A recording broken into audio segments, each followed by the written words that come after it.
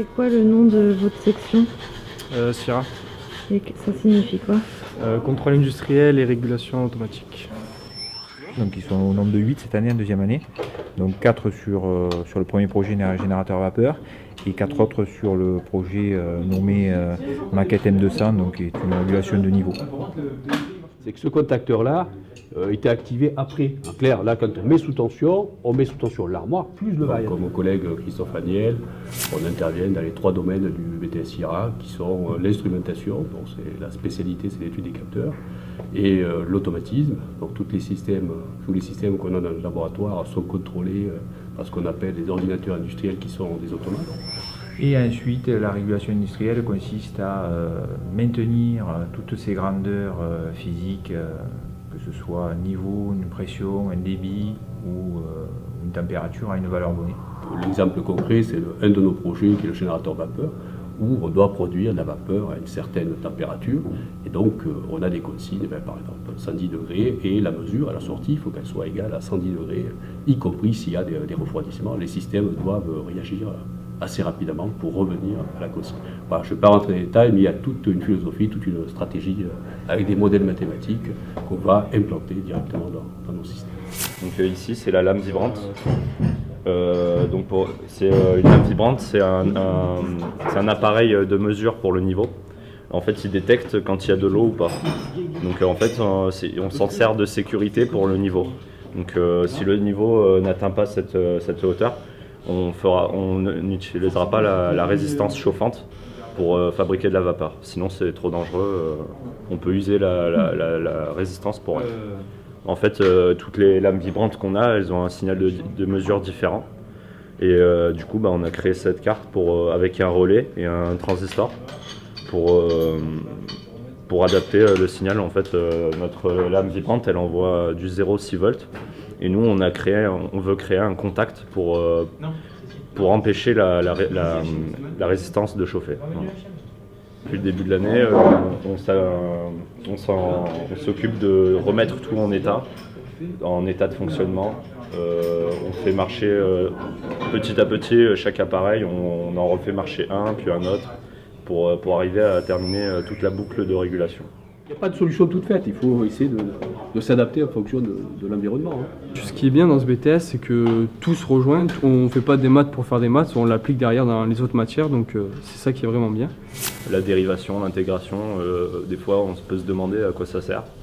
Et là on l'applique sur des domaines physiques et on comprend tout de suite pourquoi on a inventé ces outils mathématiques. Pour faire ce BTS, il faut avoir une certaine autonomie tout de même, avoir un côté scientifique, avoir une certaine rigueur, et je pense qu'avec ces qualités, on peut largement s'en sortir en BTS. On a besoin d'instrumentistes avec, on va dire, des compétences assez pointues sur le réglage des composants. On a besoin d'automaticiens parce que le process, si ça arrête, ça coûte de l'argent. Donc on a besoin d'avoir des gens, des services de maintenance qui soient capables d'être très réactifs et de diagnostiquer un dysfonctionnement. Chaque heure d'arrêt de production coûte beaucoup d'argent. Et les régleurs, tout simplement parce que les process indus sont mal réglés, tout simplement. Alors au niveau des débouchés, donc le BTS SIRA peut être employé dans de nombreux domaines, que ce soit l'énergie, la chimie, l'agroalimentaire, la pétrochimie, y compris les énergies vertes. On peut avoir des parcs éoliens qui sont automatisés et on a besoin d'experts en automatisme. Le BTS SIRA, ce n'est pas, on va dire, une prépa. Donc on ne va pas dire que ça demande 50 ou 60 heures de travail par semaine, c'est pas l'objectif du BTS.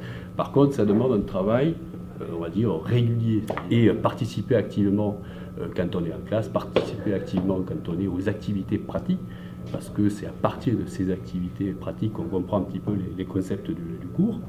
Alors les bacs les plus à même pour préparer le BTS IRA sont nombreux.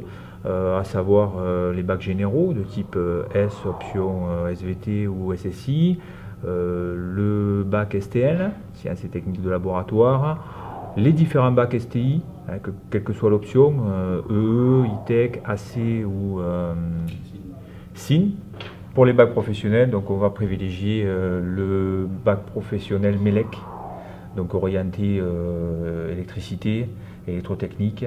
Ils sont censés pouvoir câbler des armoires électriques et le matériel qu'on utilise, tout l'ensemble du matériel de mesure et de contrôle commande que l'on utilise nécessite quand même des compétences en électricité que les bacs généraux n'ont pas, donc ça leur fait un plus au départ.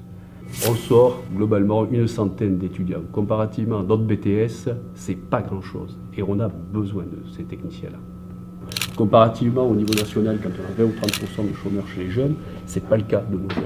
Voilà. C'est pour ça qu'on fait de la promotion, parce que c'est quand même une filière d'avenir. Ces métiers vont vous amener vers des débouchés et des métiers intéressants, dans les métiers de l'industrie ou autres, avec des rémunérations qui sont intéressantes, que vous ne pourrez pas forcément avoir ailleurs. Et en plus d'une qualité d'enseignement, puisqu'on a des sections à 15 élèves. Donc c'est quasiment, on va dire, des cours individualisés. On a des élèves qui partent en école d'ingénieur, ils sont classés parmi les meilleurs. Donc ça veut dire que quelque part, on a aussi une formation de qualité dans notre secteur. Voilà. Après mon BTS, j'ai l'intention de me diriger vers une école d'ingénieur par alternance. Le peu d'entretien que j'ai eu, les gens sont très attirés par le BTS SIRA parce que c'est une compétence qui se perd un petit peu. Après mon BTS, je souhaiterais faire une formation pour compléter mon BTS en électricité et pour la suite intégrer une entreprise et pouvoir avoir une meilleure perspective d'évolution dans l'entreprise en fait. Donc voilà.